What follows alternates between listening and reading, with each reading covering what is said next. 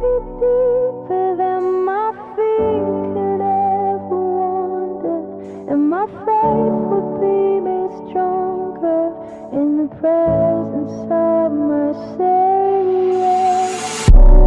Spirit, lead me where my trust is without border.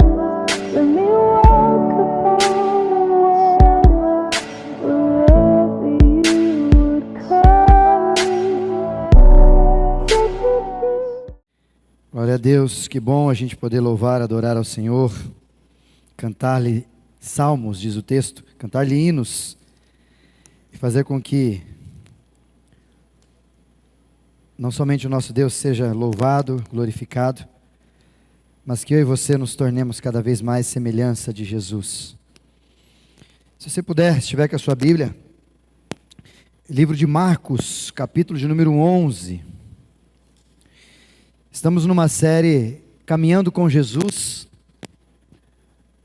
nos seus últimos dias. Nós vamos fazer essa série até o final, que é na Sexta-feira Santa e no domingo de Páscoa. Eu quero lembrar os irmãos aqui, inclusive, a gente vai colocá-lo na semana que vem, nos avisos, que no domingo da Páscoa, no culto de Páscoa, nós vamos ter aqui o culto às 6 horas da manhã, como avisamos semana passada. Estou relembrando sempre para você não se esquecer. E nesse domingo em especial, nós não teremos o culto da noite. Então, se você vier de manhã, venha de manhã. Pastor, mas 6 horas é muito cedo. É uma vez no ano só, irmãozinho. Faz um esforcinho. Vem, nós vamos cultuar a Deus no nascer do sol, como foi o momento da ressurreição de Jesus. Por isso o culto às 6 horas. Depois do culto, vamos ter um café da manhã delicioso aqui. Aí você pode ficar com a gente acabando o culto, ficamos aqui, conversamos, podemos ficar aqui até mais tarde, depois a gente pode juntar e fazer um churrasco, né, Fabião? Depois nós fica aqui mais tarde, aí nós fica aqui mais tarde, aí nós vai embora 10 horas da noite, como nós vai todo domingo. Não tem problema. Fazer o quê? Ficamos aqui. Só que não teremos culto à noite, às 19 horas, como você está presenteando nessa noite. Então eu quero convidar você para caminhar com a gente sobre essa série. Semana passada nós falamos sobre o domingo, que nós vamos falar domingo, segunda, terça, quarta, quinta e sexta. São 6 dias que nós vamos conversar sobre o que Jesus fez e quais foram as últimas narrativas, ou talvez a palavra seria quais foram os últimos ensinos de Jesus, nos últimos dias que ele esteve com a gente.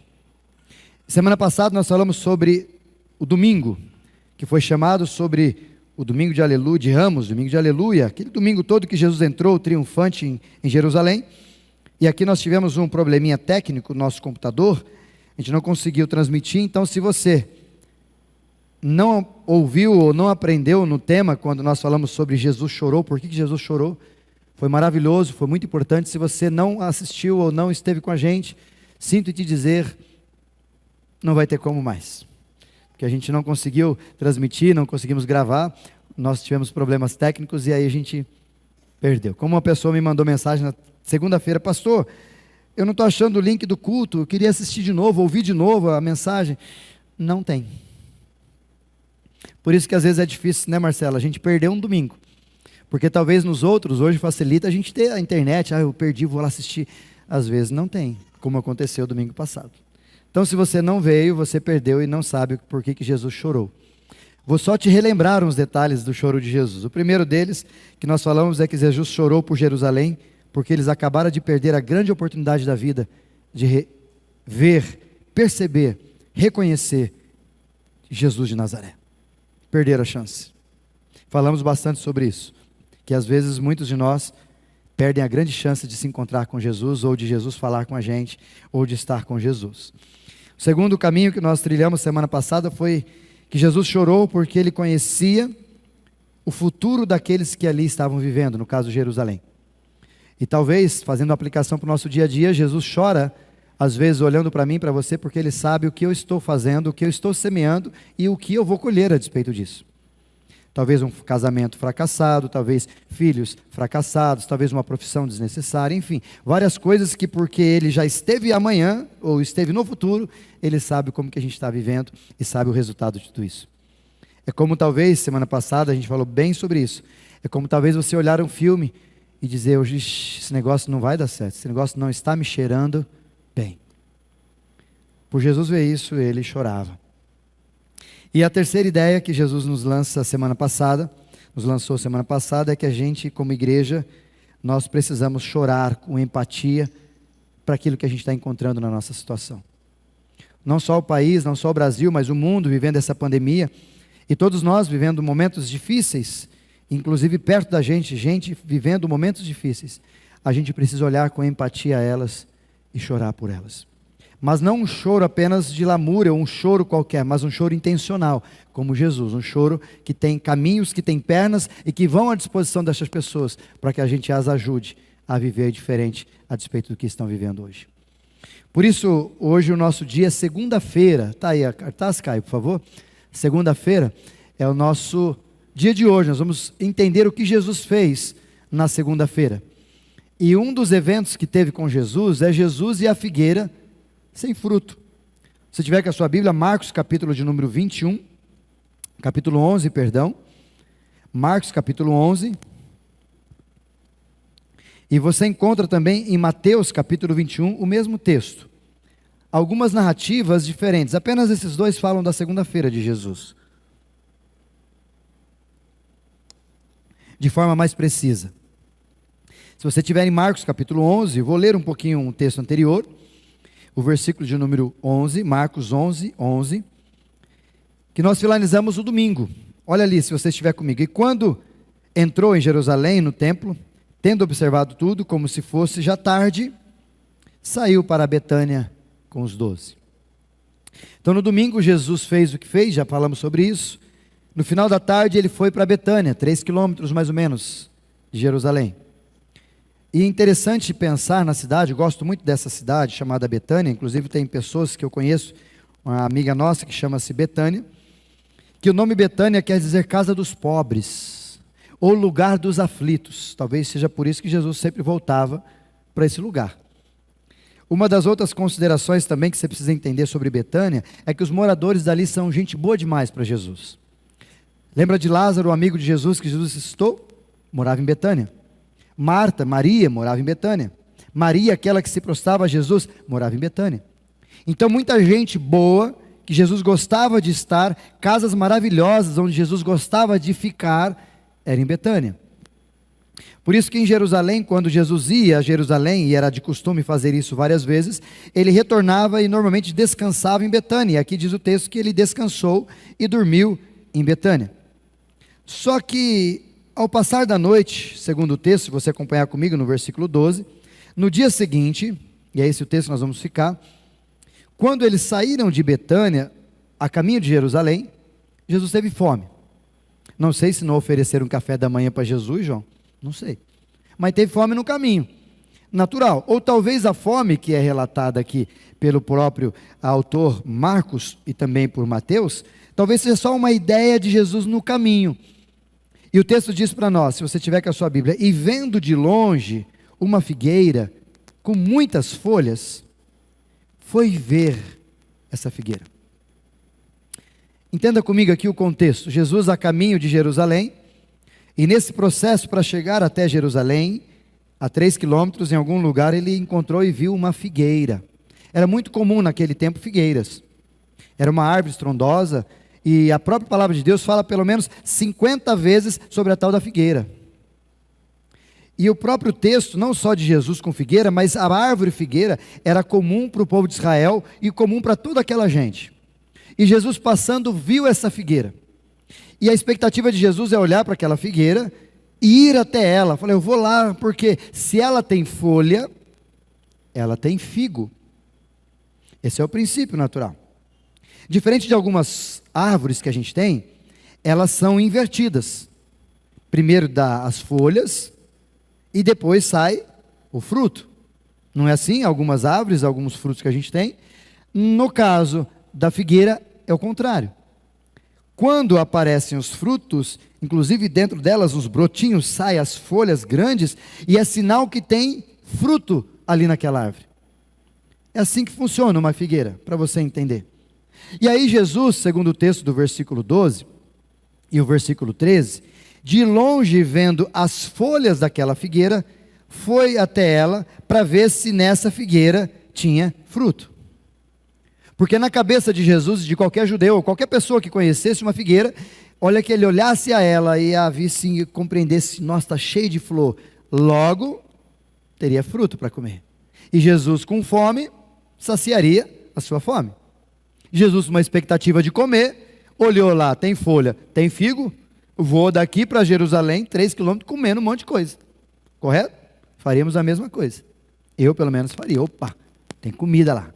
Abacate, goiaba. Só não podia pegar azeitona, senão eu não chegava em Jerusalém. Correto? Azeitona, eu ia ter problema. Mas Jesus chega na árvore, e aí que é o maior problema do texto.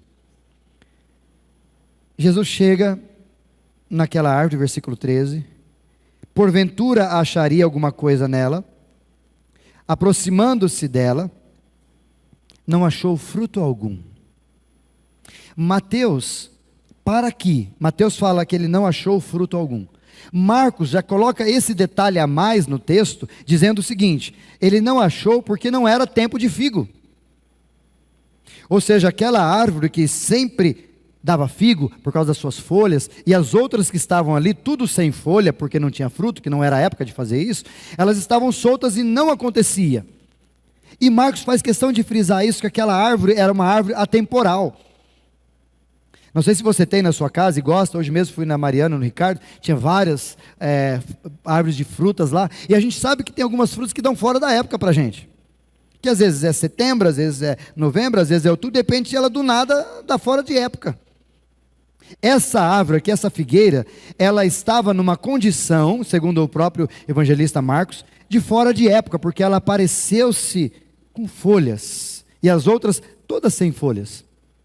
E aí Jesus, não interessando se ela era de época ou não era de época, ele foi atrás dela. E chegando lá, Jesus olha para aquela árvore, para aquela figueira, vê aquelas folhas, chega pertinho, dá uma olhada por baixo, porque ela é grandona, uma figueira bonita, dá uma olhada por baixo, assim, olha, começa a caçar, e não acha fruto. E Jesus fica bravo. Uma das poucas vezes que Jesus não só fica bravo, mas reage com o poder que tem. Vamos fazer umas observações, locubrações sobre o texto? O texto diz que Jesus, olhando para ela, ficou desapontado, bravo. Numa outra tradução, desapontado, eu gosto muito dessa expressão, os irmãos sabem disso. E ele disse para ela: nunca mais saia de ti fruto algum. Talvez uma tradução mais do pastor Isaías: miserável, me enganou. Tu nunca mais vai produzir nada. Maldição. Na tradução de Mateus, Jesus a amaldiçoa. E esse é um dos poucos textos que ele tem dois contextos. Aqui e depois se divide, se você percebe, eles vão para Jerusalém, entram lá, Jesus faz tudo, e na volta, no outro dia, eles passam perto dessa figueira, e os discípulos observam que aquela figueira secou mesmo. E eles falam: lá Jesus, o Senhor falou, e ela mesmo secou. E Jesus ensina outra coisa, que nós vamos falar disso agora, mas só para você entender. Quando ele diz: se vocês disserem a essa montanha, você faz isso, você faz aquilo, Jesus ensina o poder da fé, juntamente com o poder da oração. Mas antes de ensinar sobre essa questão do poder da fé, do poder da oração, Jesus deixa claro aqui que ele ficou extremamente decepcionado com aquela figueira. Vocês imaginam por que Jesus tenha ficado decepcionado? Só para vocês atentarem também em considerações, esse é o último milagre que Marcos fala que Jesus fez. E a gente brinca nos comentários bíblicos que esse é o milagre das avessas. Imagina, Jesus não tinha poder? Imagina ele chegar a olhar para uma figueira que estava cheia de flor, mas não tinha figo. Figueira, figo, não era mais fácil? Ou Jesus mesmo, que transformou vários pães ou poucos pães e peixes, multiplicou e podia saciar a sua fome. Jesus poderia de repente olhar para aquela figueira sem nada e fazer figo, aparecer figo e comer. Ou só olhando como ele passa, olhou para a figueira, folha, mas eu sei que ela não tem fruto, nasce fruto, nós vamos aí comer um monte, sentar embaixo de ti e vamos ficar aí comendo figo. Estou com fome. Mas Jesus faz um milagre invertido. E é interessante a gente olhar para essa expressão do texto, desse milagre invertido que Jesus faz, porque talvez esse milagre invertido tenha a ver com o dia anterior. Tem a ver com o dia anterior, porque no dia anterior Jesus entrou triunfantemente em Jerusalém. As pessoas gritavam, Jesus, Hosana, Hosana, o que vem em nome do Senhor, e gritavam e falavam, esse é o rei, esse é o nosso rei, o rei dos judeus, e falavam tantas coisas. Jesus olhou para aquilo ali tudo e chorou, como a gente já falou, e talvez decepcionado com tudo aquilo que ele via, e ele percebendo tudo isso, ficou extremamente desapontado com o tipo de gente que estava ali. Talvez o sentimento de Jesus como a gente falou também, é do tipo, poxa, eu sei que vocês estão fazendo isso agora, mas isso não é o que vocês vão fazer daqui a uma semana. Eu sei que vocês querem que eu venha, mas no fundo, vocês não querem que eu volte. A gente vai fazer uma série sobre isso daqui a uns dias, no domingo, para abril, provavelmente depois da Páscoa, sobre a volta de Jesus. Talvez a frase que a gente vai falar bastante nesse tempo é: Jesus está voltando. Aleluia. Ou talvez a frase que a gente vai usar é: Jesus está voltando. Talvez você não diga aleluia. Porque talvez para nós o viver em Cristo, ou como nós cantamos, na casa do Pai há um lugar para mim, aleluia, e Jesus levar a gente hoje, você vai dizer o quê? Não, Jesus, leva a minha irmã, meu irmão, leva fulano. Mas eu não. E a gente até tem construções passivas para isso. Senhor, eu queria ter filho, que é o meu caso. Senhor, eu queria ainda dar uma casadinha, que é o seu caso. Senhor, eu ainda queria terminar minha faculdade, que é o seu caso. Ou talvez o caso é diferente. Senhor, já não aguento mais faculdade, me leva. Senhor, já não aguento mais casamento, me leva. Eu não sei qual que é o teu contexto. Mas o fato é que às vezes, eu e você, a despeito da morada no céu, ou nos encontrarmos com Deus, ou dizer Hosana ao que vem, ou Emanuel, Deus conosco, ou eu contigo, é apenas uma utopia de diálogo, e não uma essência do que a gente quer viver. E infelizmente, só para você entender o contexto de Jesus, como eu disse que a palavra, ou atribuir à figueira um exemplo, uma metáfora, acontece por pelo menos 50 vezes na Bíblia. E na maioria das vezes, Jesus, ou o próprio Antigo Testamento, simboliza o povo de Israel com a figueira. E a tratativa da figueira, a primeira vez que sai na Bíblia a figueira, é em Gênesis capítulo 3, versículo 7, quando Adão e Eva pecaram e pegaram uma folha para se cobrir, e essa folha era de uma figueira. E parece que dali em diante as coisas vão acontecendo, e que figueira vai se tornando um exemplo para o povo de Israel e para todas as pessoas, como uma identidade.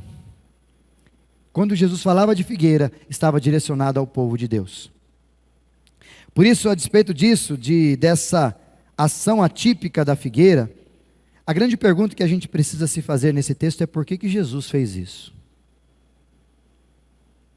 Já se perguntou por que Jesus amaldiçoou aquela figueira? Talvez, sendo advogado da figueira, a gente poderia dizer: ela não tinha culpa, era temporal, não era época para ela dar fruto. Talvez não só como advogado da figueira, talvez como alguém olhando o texto, falando: nossa, Jesus, como você foi grosso. Se tivesse discípulos Nutella, ia falar: ih, Jesus, te processar, está tudo filmado. Processar Jesus, porque amaldiçoou a figueira. A figueira não tinha culpa. Essas coisas nossas, meio nutelana aqui, está inventando palavra. Só que a hora que a gente olha para o texto, a gente percebe um pouco mais a fundo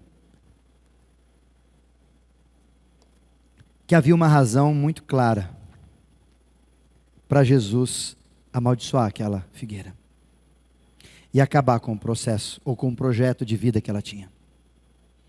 E eu queria entrar com vocês nesse assunto com muita tranquilidade e clareza, porque o que indignou Jesus definitivamente, e ele ficou indignado. Diz o texto exatamente no versículo 13 que Jesus viu, ele se encantou com as flores, ele buscou saciar a sua fome. O autor diz que ele estava com fome, olhou flores, olhou aquelas folhas, olhou tudo aquilo lá e falou: nossa, deve ter figo maravilhoso ali. Mas infelizmente a hora que ele chega lá não é o que ele imaginava que era. Talvez a o tema que a gente vai trilhar nessa noite seria: o que se vê não é o que se é. O que se vê não é o que se é. E ele faz tanto sentido para nós, a gente conversar quando eu estava meditando sobre esse texto, porque a palavra-chave que Jesus fala, não só para eles aqui, mas ensino para nós e para os últimos dias, Jesus fez várias vezes. A palavra base para nós aqui é hipocrisia. O que Jesus estava combatendo com aquela figueira, ou ensinando com aquele gesto de amaldiçoar a figueira, era o fator hipocrisia. Porque a hipocrisia daquela figueira nada mais é do que você ver algo num lugar e chegar lá, não é aquilo que você via, é outra coisa. Trazendo para a nossa tradução mais comum sobre hipocrisia, é você olhar para alguém e achar que ela é uma coisa, mas quando você chega perto, ela não é nada disso. Hipocrisia, talvez no tempo presente, é você olhar para as redes sociais de alguém, cheio de filtros, e aí quando você olha pessoalmente, fala... Tanto que essas considerações acontecem muito hoje.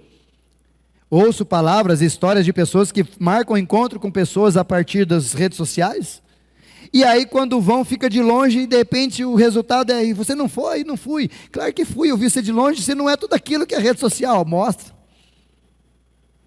Quando nas redes, no Instagram, no Facebook, qualquer outra, tem a sua foto de perfil, aquela coisa toda, aí você chega e fala: nossa, uau, não é? Né, Marcelo? Bonito, uau. Aí você chega e olha assim...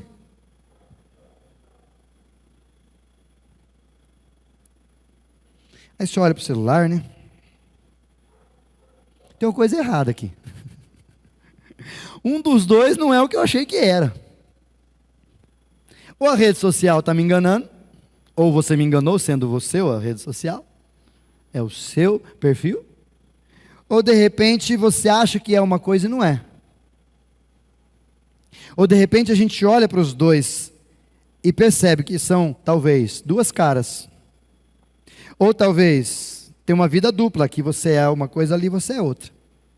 Mas a despeito da percepção, a hipocrisia, ela não está apenas a respeito daquilo que se vê, está a respeito daquilo que você faz.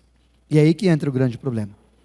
Porque quando Jesus trata essa figueira e representando o povo de Israel, ele está querendo tratar exatamente esse problema do povo de Deus, que outrora, um dia anterior, ele acabara de perceber bem intrinsecamente, bem no coração, que aquelas pessoas e aquela população vivia de forma hipócrita. Porque eles gritavam, falavam de Jesus, mas no fundo não queria Jesus. E Jesus, como diz o texto, olhando de perto, conhecendo, percebendo, ele viu aquilo que era o real e aquilo que era mentira. A folha dava a ideia que tinha fruto, mas quando ele chega perto, era só folha, era só hipocrisia, era só ideia, não era verdade. E quando a gente olha para isso, você percebe que Jesus sempre falou que isso acontecia. E olha que interessante, antes da gente entrar em umas coisas bem práticas, só para você entender que inclusive dentro da igreja ele falou que a gente tinha gente hipócrita.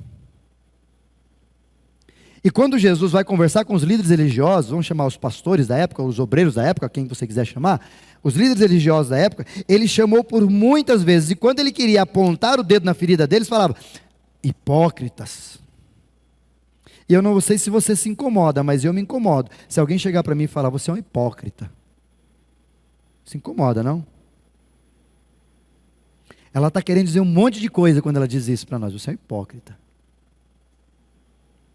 Talvez venha acompanhado com uma outra frase, que Jesus disse ali, olhando perto: você é um hipócrita, quem não te conhece que te compra. Ou talvez você não é tudo isso que você apresenta para os outros, eu te conheço. E Jesus fala isso, pelo menos por 2 vezes, que há hipócritas e vai sempre ter dentro de nós. Por exemplo, quando ele usa a questão do joio e do trigo, em Mateus capítulo 13. Ele fala que nós vamos ter dentro de uma igreja joio e trigo.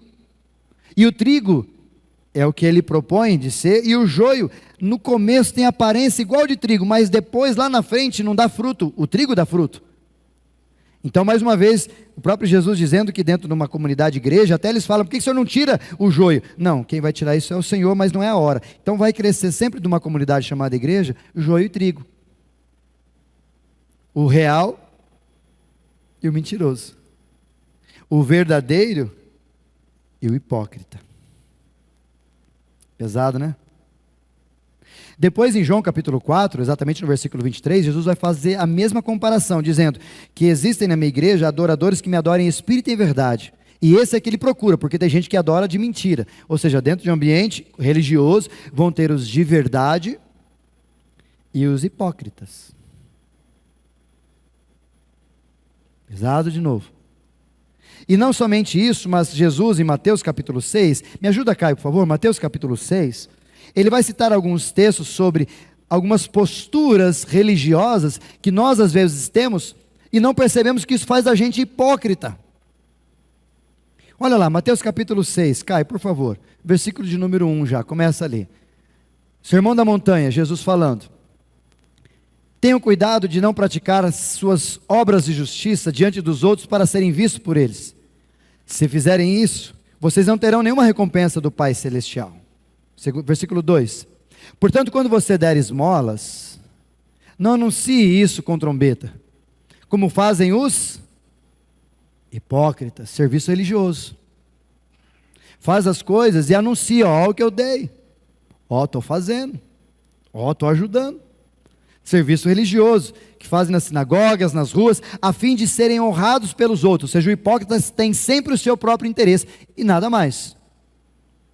Então o exercício que ele age, o processo de cuidar ou de dar esmolas, não tem a ver com quem recebe, tem a ver com ele aparecer.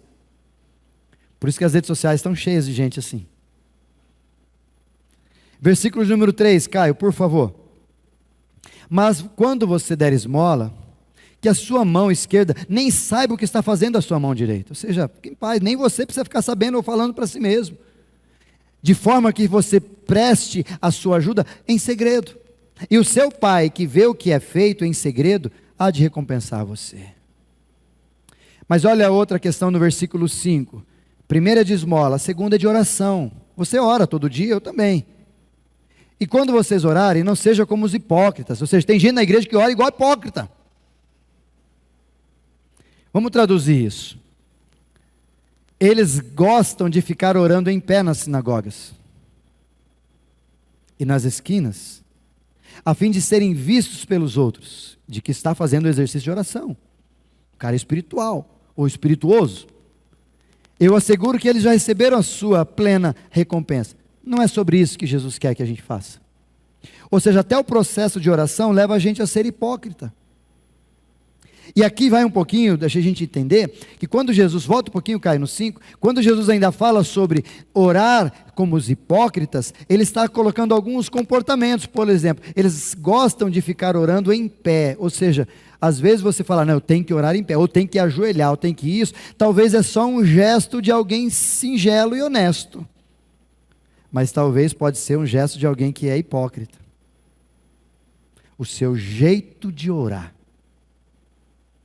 Aí depois Jesus vai dizer o seguinte, não, deixa lá ainda, Caio, por favor. Ficam nas sinagogas e nas esquinas, ou seja, os lugares onde eles se comprometem a estar orando, é para serem vistos. Que uma vez eu comentei com uma pessoa brincando, coisas culticas, né? Falei, querido, vou fazer uma oração, tal. Ah, pastor, por que você nunca chama para orar num domingo lá no microfone? O que muda? Talvez aí porque que você nunca foi chamado para orar domingo no microfone, você que está me ouvindo. Não está aqui hoje, essa pessoa não sei se está assistindo a gente. Porque você quer fazer como os hipócritas, eu não quero compartilhar dessa hipocrisia sua e falar, então vem irmãozinho. Porque segundo o próprio Jesus, ele ensina no versículo 6, quem quer orar, primeiro vai para o quarto. Então não é aqui que a gente tem que orar. É no quarto secreto que a gente tem que aprender a orar. Até porque aqui é o resultado, a continuidade do processo de oração. E aí Jesus vem e fala para a gente: mas quando você orar, vai para o seu quarto secreto, fecha a porta, ore ao seu pai que está em secreto, então o seu pai que vê você em secreto há de recompensar você, porque nós temos um quarto secreto aqui na frente do nosso templo aqui, ó, frente dessa porta, para você ir lá e ficar sozinho lá, orar e falar com o pai. Porque essa proposta de conversar com o pai não tem a ver com ficar soltando, colocando e falar: não, está orando. Inclusive Jesus vai dizer sobre as vãs repetições. Vai falar sobre as palavras que a gente às vezes coloca para oração. Estava no acampamento esses dias orando, atendendo o caminho de carnaval, aí brincando lá, a gente vai orar pela comida, aí o irmãozinho que foi orar, independente de quem seja o irmãozinho, mas o irmãozinho foi orar e ele começou a orar: Senhor, abençoa tal,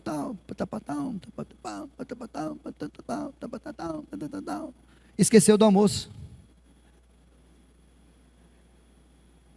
Você pode ter alguns comportamentos olhando para isso, talvez. Por favor, me entenda bem.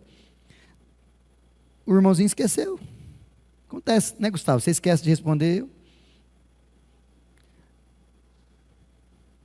Esqueceu. Ou talvez o irmãozinho não entenda a oração como um propósito, entende a oração como às vezes preciso falar. Então agora que me deram a chance, nunca me deram a chance, eu vou orar um montão. Sei. Só que quem faz isso, às vezes, numa oportunidade, deixa eu ser bem cuidadoso, mas bem preciso para você entender. É porque talvez não tem tempo de oração no quarto, e aí quando tem um espaço para se expor, quer fazer bonito para os outros verem. Por isso que às vezes quando você pede uma criança orar, ela fala: Papai do céu, obrigado por essa comida, em nome de Jesus, amém. Olha, não tem hipocrisia, tem fome. Tem honestidade. Para que ficar demorando? É só para comer. Não estou dizendo que as suas orações têm que ser curtas, longas, não estou dizendo nada disso. O que o texto está dizendo e Jesus está ensinando a gente é sobre o conteúdo das nossas orações, que podem dizer claramente que nós somos hipócritas a despeito daquilo que a gente faz. E olha o versículo 16, Caio, para mim, pula para o 16. Ainda mais um comportamento de espiritualidade. Quando vocês jejuarem, não mostrem uma aparência triste como os hipócritas fazem.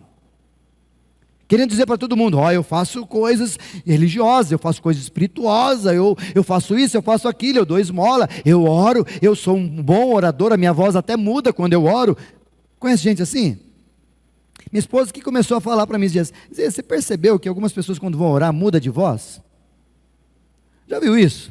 Beth, já viu algumas pessoas assim, Betinha? Que vai orar, está falando assim normal. Vamos orar? Vamos. Senhor nosso Deus. Falou: louco. Amém. Obrigado, irmãos. O que acontece?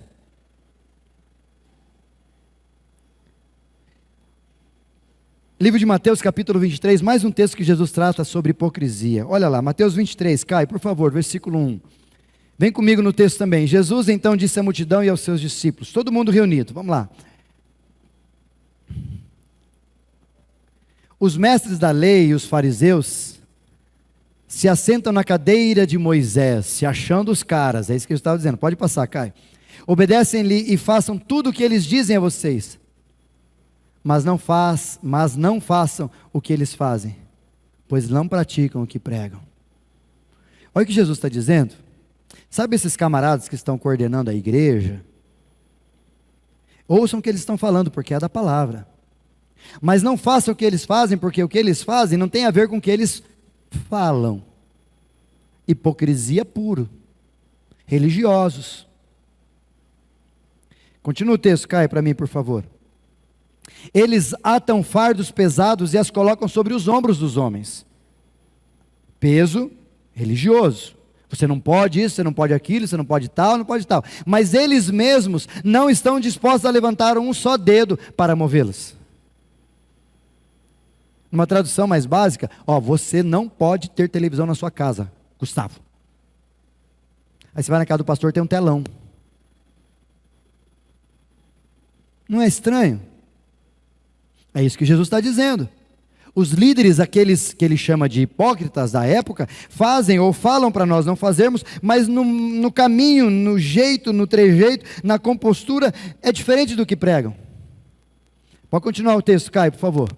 Tudo o que fazem é para serem vistos pelos homens. Eles fazem seus filactérios bem largos e as franjas de suas vestes bem longas. Filactérios, não sei se você sabe, não deu para traduzir, essa versão é a mais própria de tradução, mas filactérios não dá para traduzir porque é um nome de um objeto. É uma caixinha que eles colocavam, não sei se já viu o judeu com uma caixinha amarrada assim perto do punho, com algumas coisas assim. Essa caixinha tem ali algumas coisas da lei judaica, da lei mosaica, tem alguns detalhes, é uma caixinha pequenininha para lembrá-los que eles são extremamente espirituais. É um filactério. E largo suas vestes, porque na ideia é que quanto mais compridão, mais cheio de franja tem as suas vestes, mais espiritual o menininho é. Vamos atualizar? Aquela irmãzinha, aquele irmãozinho usa calça comprida, ou aquela irmãzinha usa vestida, não deixa parecer nem a unha. O que a gente acha que é? É santo, quase está voando. Não é assim que a ideia da roupa faz para a gente? E Jesus está confrontando isso, gente, o estilo de roupa, o que vocês se apresentam para os outros, até parece que é legal, fazem isso é bonito, mas é para ser visto pelos homens, inclusive os seus elementos de religiosidade. Talvez não é um filactério que a gente usa, mas é um bribão, para falar que é crente. Nada, nenhum problema com relação a tudo isso. Mas Jesus confronta, porque isso tudo mostra uma coisa, mas no fundo, não é isso que eles são. Olha o que diz o restante do texto, versículo 6. Gostam de lugar de honra nos banquetes e dos assentos mais importantes nas sinagogas. Vai ficar aqui em cima. Essa cadeirona bonita. Inclusive, esses dias eu conversando com uma pessoa sobre meu ponto crítico sobre algumas coisas, tinha umas cadeiras na igreja, uma igreja que eu fui visitar, e várias igrejas tinham uma cadeira maior. Bonita assim, Marcelo. Várias cadeiras bonitas e tinha uma mais bonita, aquela do centro. E só sentava ali o pastor titular. Então, tivesse algumas cadeiras aqui, vamos exemplificar, teria umas 4, 5 cadeiras aqui, sentava a Letícia, o Keller, os presbíteros, o Marcelo sentava mais ou menos numa aqui, tá, Marcelo? Mais ou menos, banquetinha. E um cadeirão bonito assim, do pastor. Era assim que era. A gente olha para as igrejas hoje, a gente vê a mesma coisa, a gente fala, o que está acontecendo? E a minha maior queixa, e eu brigo isso, falo isso, minha crítica construtiva a respeito disso, é que quando você olha para Jesus, Jesus está criticando tudo isso, e a gente está fazendo tudo de novo. A gente está dando ou argumentos, ou fazendo coisas que não é para ser feito desse jeito, é para ter outra forma, e tudo isso vai dar resultados de hipocrisia, é o que diz o texto. Pula um pouquinho, Caio, por favor. Olha o versículo número 7, mais um versículo para nós, Caio. Gostam de estar lá para serem saudados nas praças e serem chamados de mestres. Uma vez em Londrina, em Maringá, num evento, um pastor foi chamado, me desculpe, comparação, mas ele era o nome dele.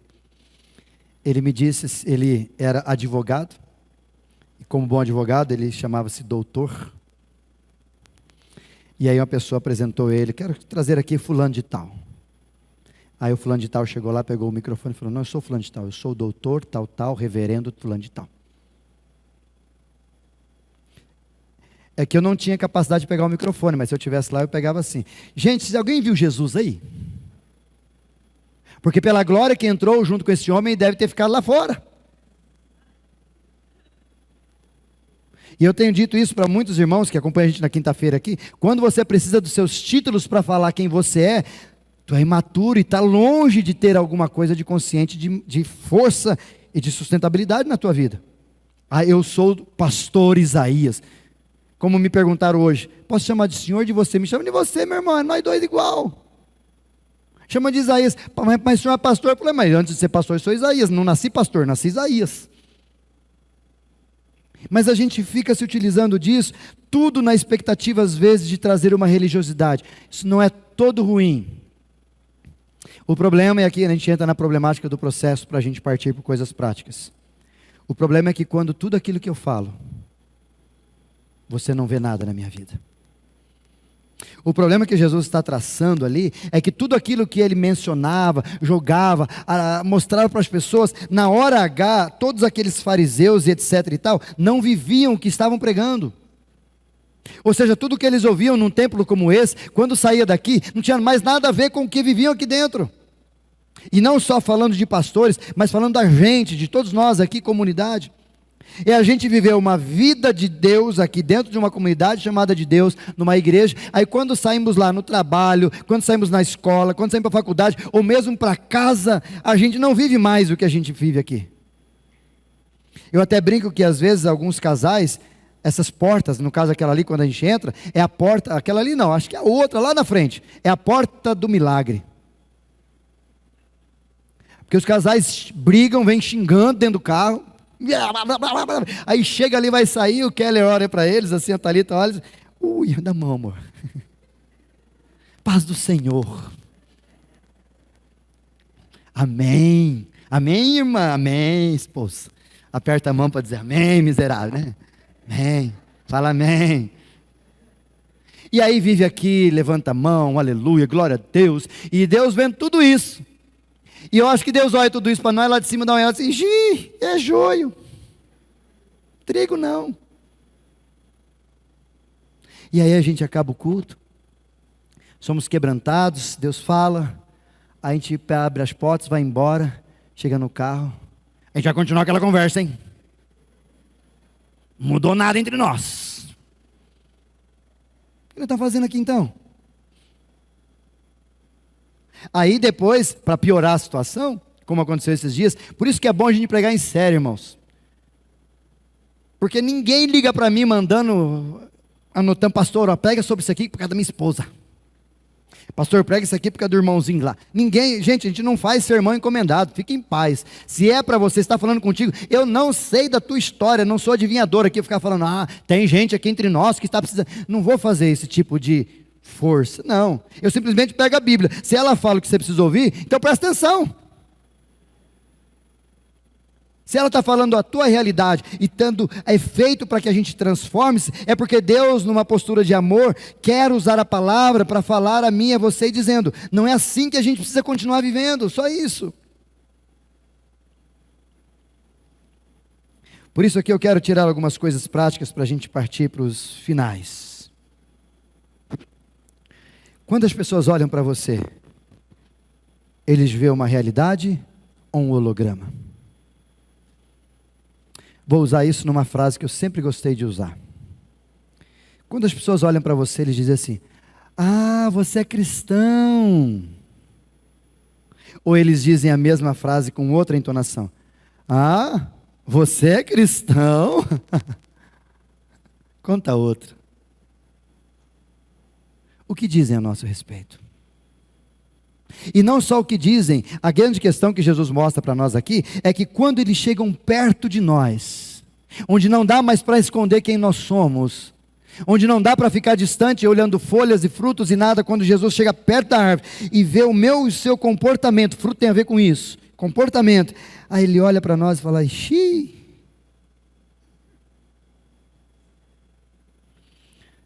Se você levar o pastor na sua casa, você vai se comportar diferente.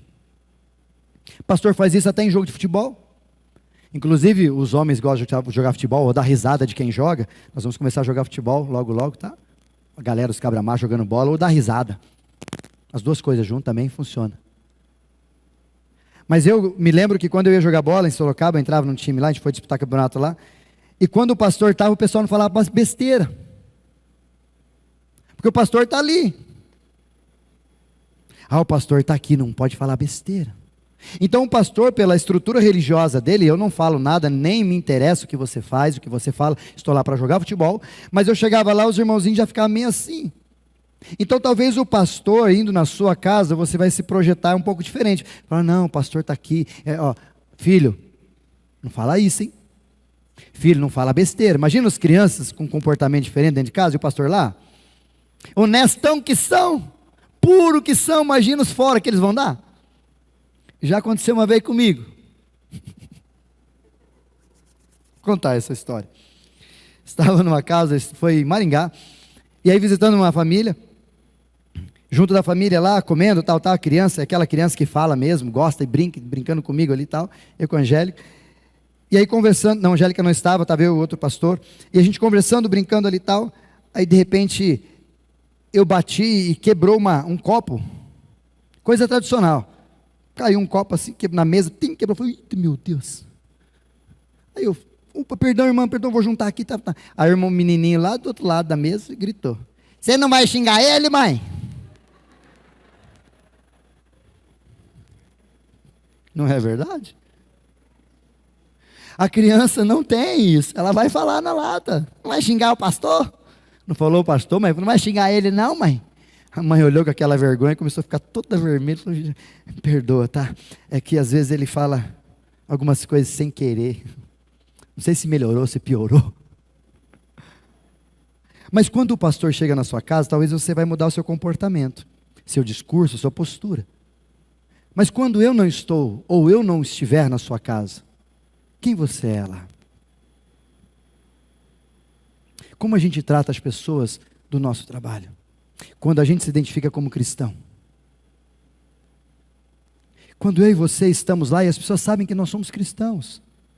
Eles sabem que nós levamos uma cruz, nós somos filhos de Deus, nós somos irmãos de Jesus e nós temos que imitar a Jesus. O que tipo de narrativa nós lançamos lá fora?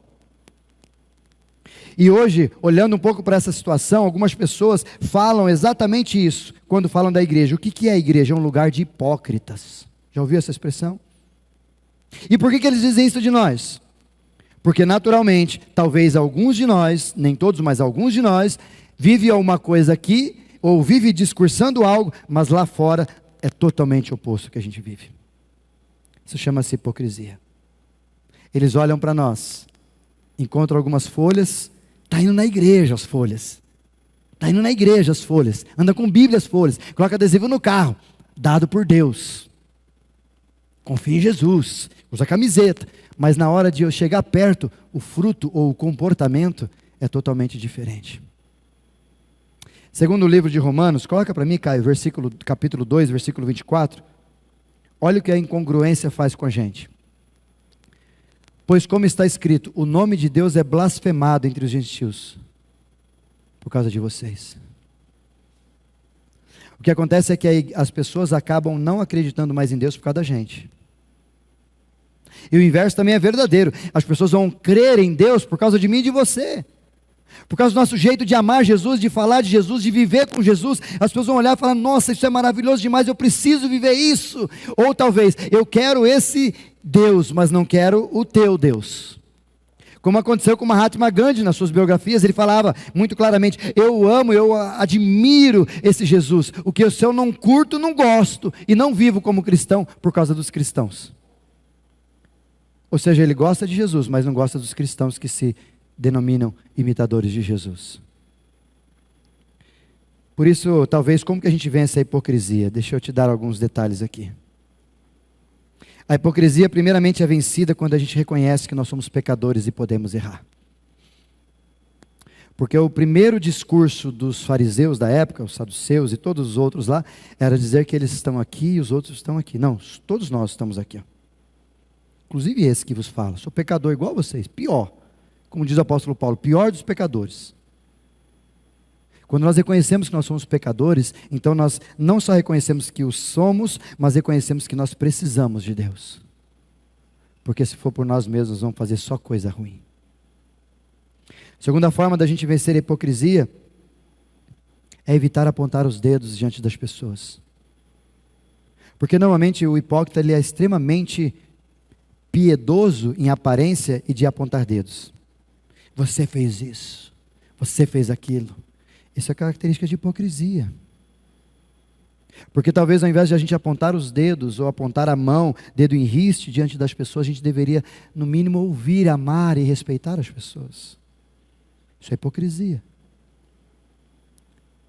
Terceira coisa, talvez a gente precisa aprender com a hipocrisia, como vencer a hipocrisia, é corrigir os próprios erros. E dia desses, uma pessoa chegando para mim falou, pastor, eu estava na minha empresa lá, eu fiz uma coisa que eu me arrependo. O que eu tenho que fazer? Eu falei, você vai lá e pede perdão para eles. Fala para eles, eu errei, gente. Era uma postura de grito, que ele perdeu a estribeira lá e brigou com o funcionário. E o que você faz? Vai lá e pede perdão, chama o funcionário. Se foi em grupo, se foi no coletivo, fala: gente, eu quero aqui falar uma coisa para vocês diante de todo mundo aqui. Semana passada eu gritei, perdi a boa e envergonhei essa pessoa. Mas hoje eu quero aqui diante de todos também pedir perdão para ela porque eu fiz errado. Isso não é um comportamento que eu devo fazer, eu não posso me comportar assim. Pronto. Nossa, mas tem que fazer isso aí tudo? Ah, mas será que é importante fazer? Você que decide. A tua credibilidade, ela vai descer ou subir, depende do gesto que você vai se comprometer a fazer. E por último, seja tolerante com as pessoas e consigo, dando sempre a possibilidade de que elas podem estar certas de algum momento. Eu gosto dessa expressão porque às vezes eu encontro com gente e a pessoa fala para mim: pastor, aquele lá não presta. Eu falei: não, mas deve ter um restinho ali de alguma coisinha boa, vamos dar uma olhada melhor. Sempre tirar alguma coisa boa daquela senhora que eu sempre falo para você: até o capeta é trabalhador, tem qualidade. É olhar para a situação e sem colocar dedo em risco, sem julgar, sem ser hipócrita na situação, é estar do lado, é chegar perto e ver que não tem fruto. Então vamos ficar do ladinho, ver que de repente está desesperado, talvez o que ela está vivendo é um momento difícil na família, difícil no relacionamento, mandada embora, você não sabe o problema que ela vive, e a gente não consegue amar acima de tudo. E Jesus nos ensina a termos empatia a despeito do que a gente encontra nas pessoas. Porque o mundo lá fora está precisando de gente igual a Jesus. E gente igual a Satanás já está cheio. A pergunta para a gente tentar responder, ouvir, refletir e agir é: quem é você lá fora? Quem somos nós lá fora? Se as pessoas ao nosso redor olharem para os nossos frutos, os nossos comportamentos, quem nós somos na verdade, na realidade, quando chegam pertinho da gente, o que eles veem em nós? Quem nós somos lá fora? Ou quem nós somos quando as pessoas chegam perto da gente? Só temos folhas? Ou temos frutos? E o interessante é que antes de Jesus amaldiçoar, se tivesse fruto, ele saciaria a fome do mestre. Talvez brincando, fazendo analogia, duas árvores conversando, me deixa aqui entrar no sentido poético, duas árvores conversando e falando: para quem que você deu fruto? Ah, eu dei para Pedro. Por que você deu fruto? Para Paulo. E você? Para fulano. E você? Rapaz, Jesus chegou perto de mim, pegou fruto, e eu dei, ele olhou para mim e falou: ô, árvorezinha boa. Essa historinha só faz a gente entender que aquela árvore perdeu a grande oportunidade de dar fruto para Jesus. Talvez o fato, o comportamento meu e seu de só ser folha, sem ter fruto, a gente está perdendo a oportunidade de falar do amor de Deus para tanta gente perto da gente. Talvez os teus pais não querem vir à igreja ou não querem se entregar a Jesus porque eles olham para você e falam: ficar igual a você? Estou fora. Talvez os teus amigos, os teus vizinhos, ou as pessoas do teu trabalho não querem um relacionamento com Deus porque eles olham para nós e falam: assim, para quê? Como a linguagem sempre diz, vai na igreja, depois vai lá e bate nos outros. Vai na igreja, depois sai da igreja, vai para o motel.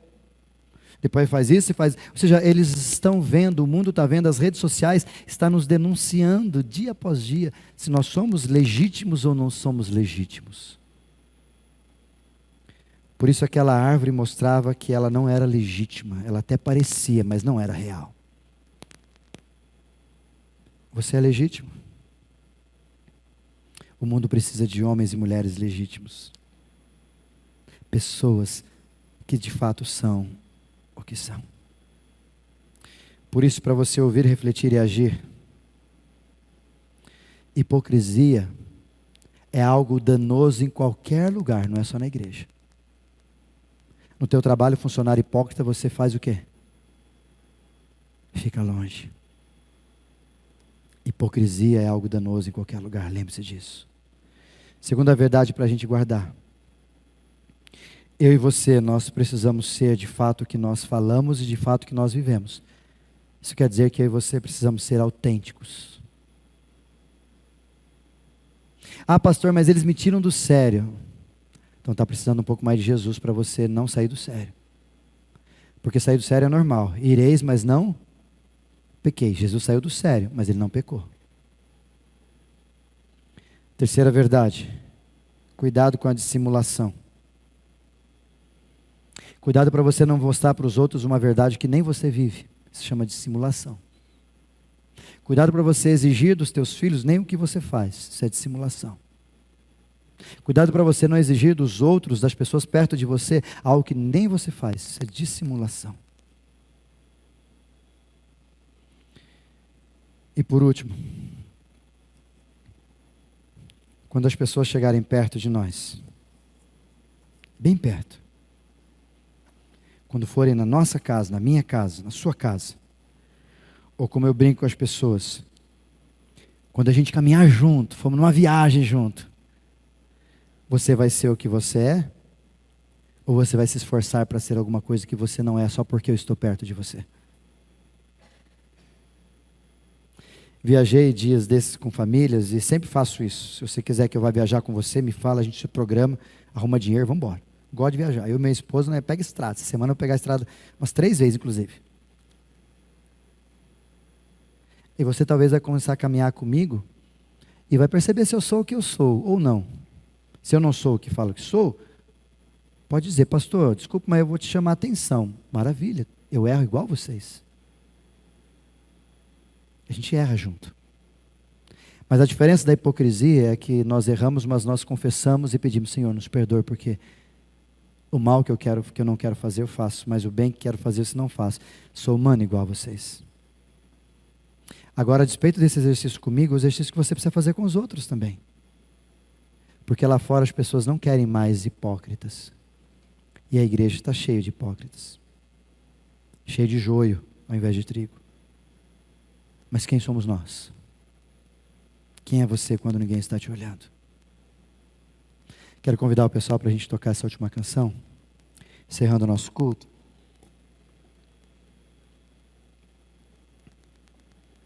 E lhe contar por que uma pessoa me perguntou esses dias. Uma coisa muito interessante. Ela chegou para mim e falou, pastor, por que vocês colocaram o tal do cantinho do caráter aí? Inclusive essa semana, falei isso para alguns e eles ficaram meio embasbacados com a situação. Nós estamos tendo um curso aqui para ajudar algumas pessoas que vão fazer o concurso da GCM aqui na cidade de São Manuel. E essa pessoa que eu comentei sobre, e elas vieram aqui, elas acabaram, obrigado meu rei, elas acabaram vindo fazer o curso e conheceram a nossa igreja aqui e foram ali no Cantinho do Caráter. Eu tive que explicar para elas, falar, aquele ali é o Cantinho do Caráter. É um lugarzinho onde nós, como igreja, onde a gente deixa ali para você comprar o que você quiser.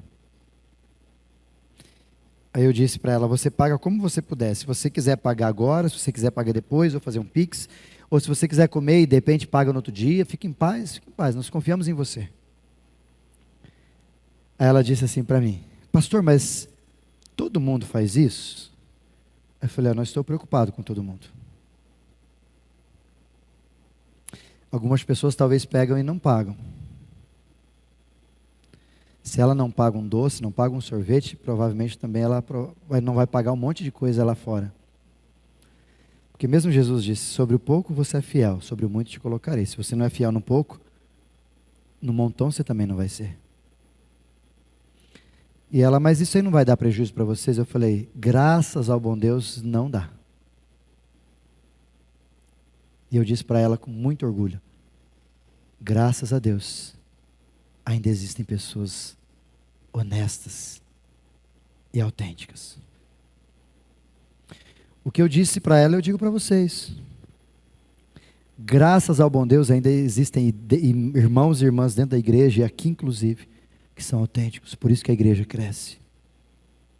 Por isso que o mundo se transforma, porque ainda existe gente autêntica.